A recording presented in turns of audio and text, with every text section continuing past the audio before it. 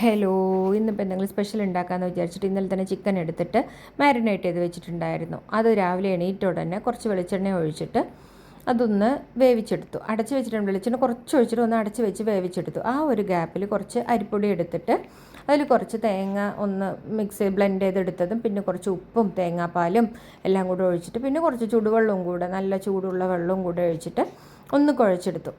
അത് കുഴച്ചെടുത്ത് അതൊന്ന് പാകമായി എന്നറിഞ്ഞ ഉടനെ അപ്പോഴേക്കും നോക്കുമ്പോൾ ചിക്കനും റെഡി ആയിരുന്നു.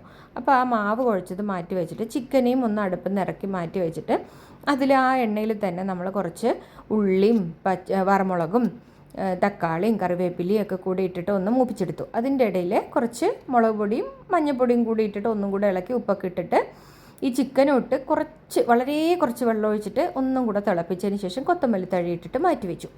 അപ്പോഴേക്കും നമ്മുടെ ഇടിയപ്പം പീച്ചാനുള്ള സമയമായി, കാരണം കറിയായല്ലോ.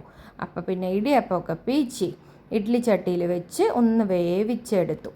അപ്പോൾ വേവിച്ചെടുത്ത് നോക്കുന്ന സമയമാകുമ്പോഴേക്കും നല്ല അടിപൊളി ചിക്കൻ കറി റെഡി.